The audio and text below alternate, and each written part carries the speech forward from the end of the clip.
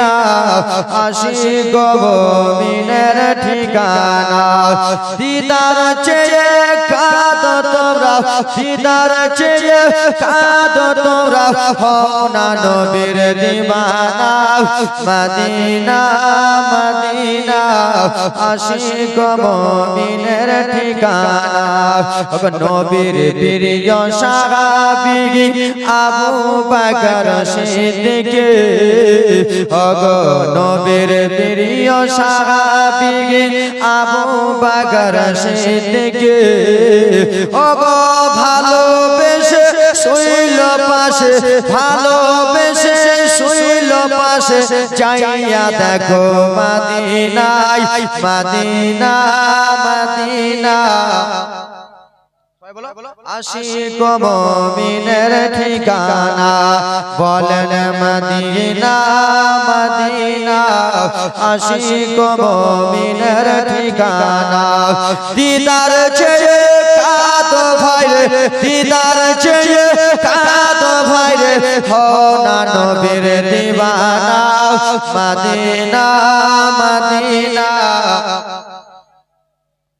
বলো Medina Medina Jalaluddin Suyuti পৌঁছা তোমার দেখলো নবী ওগো জালালুদ্দিন সুয়ুতি পৌঁছা তোমার দেখলো নবী ইয়া তো বাতে খিয়াও নবী ইয়া তো বাতে খিয়াও নবী ইয়া তো বাতে খিয়াও নবী তৃপ্তি তাহার মিটল না মদিনা মদিনা বলো মদিনা মদিনা আশিক মুমিনের ঠিকানা জালালুদ্দিন সুয়ুতি পৌঁছাতবার দেখলো নবী ওগো জালালুদ্দিন সুয়ুতি পৌঁছাতবার দেখলো নবী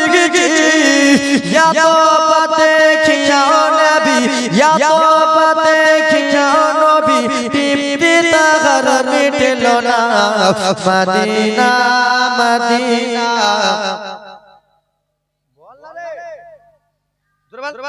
মদিনা মদিনা ও আমার যুবক বাবারা মায়েরা বিটিরা শুনে যাও মারে আমি এদিক ওদিক নিয়ে গেলাম না মা আমি কালকে যেখান থেকে ওয়াকিয়াটা ছেড়েছিলাম আমি নিয়ে যাই আল্লাহ নবী মুসা কালিমুল্লাহ রাদিয়াল্লাহু তাআলা আনহুকে জানো মা আশিয়া রাদিয়াল্লাহু তাআলা আনহা কোলে নিলেন জোরে বলুন বুঝতে পারছো তো আশিয়া রাদিয়াল্লাহু তাআলা আনহা কোলে নিলেন কোলে নেওয়ার পরে একটাই কথা বলতে লাগলেন স্বামী কি হয়েছে বিবি বলো বলো গো ও স্বামী আমার একমাত্র একটা কন্যা রয়েছে সেই কন্যাটা পাগলি রয়েছে মুখ থেকে লাল পড়ে কি পড়ে এই উঠা উঠে কেন বলছিস রে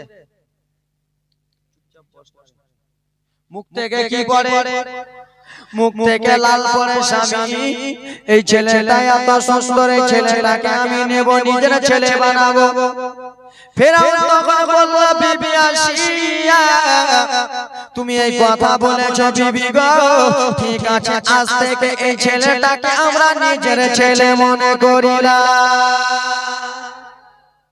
বিবি আশিয়া তুমি এই ছেলেটাকে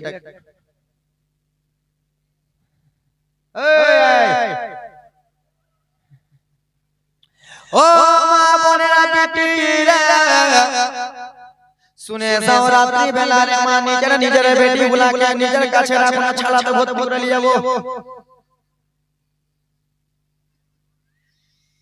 ব্রাদার মুসলমান শুনে নাও আসিয়া রাদিয়াল্লাহু তাআলা আনহা নিয়ে চলে গেলেন বাড়িতে বাড়িতে নিয়ে যে আমার আপনার মুসা কালিমুল্লাহকে কত সুন্দর করে আদর করে, কত সুন্দর করে আদর করে।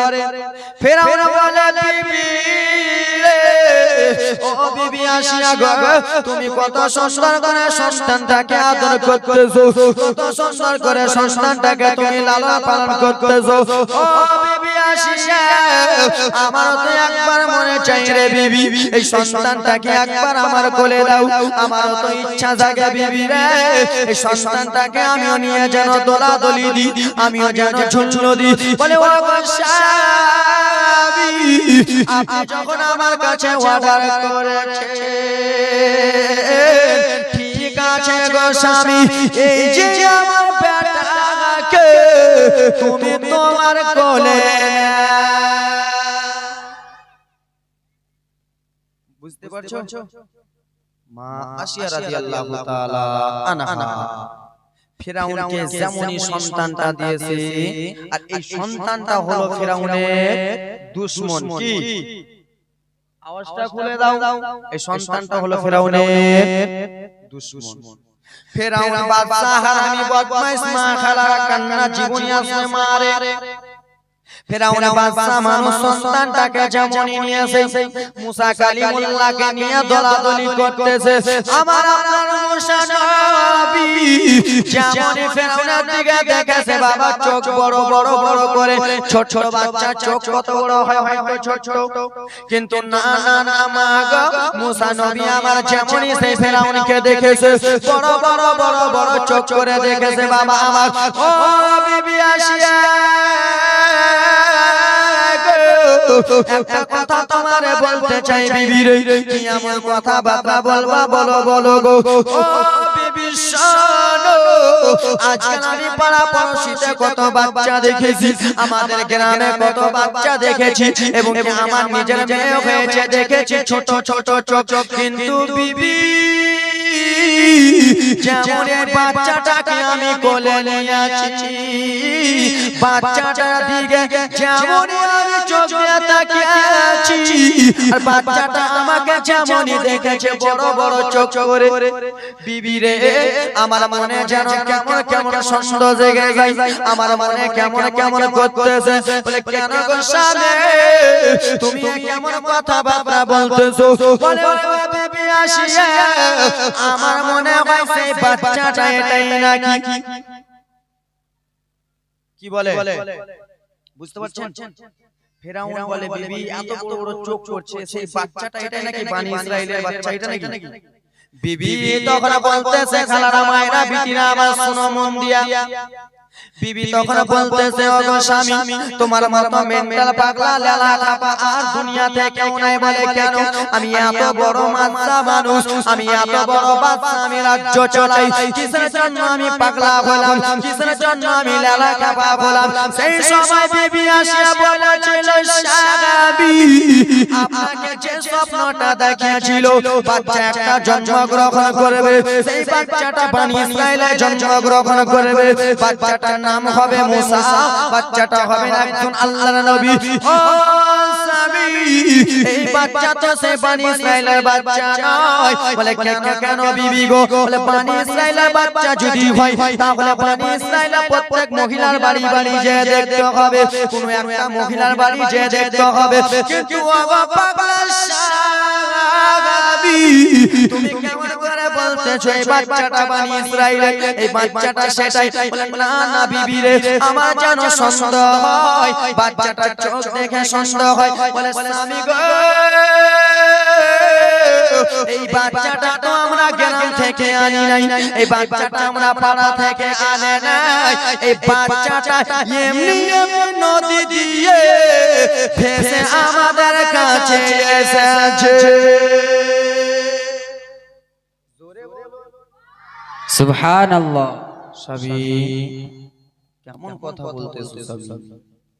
এই বাচ্চা তো সেই বাচ্চা নয়, এই বাচ্চা নদী দিয়ে এসে তুমি কেমন কথা বলো? বলে ঠিক আছে বিবি, বিবির কথা না শুনলে ফের হুড়া পড়বে, জানেন তো হুড়া পড়বে না, বিবির কথা না শুনলে হুড়া হুড়া বের করে দিবে।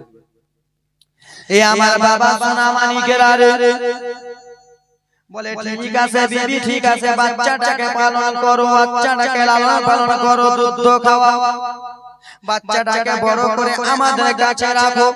সেই সময় বিবি আসিয়া মা কান্না জীবনী আসতে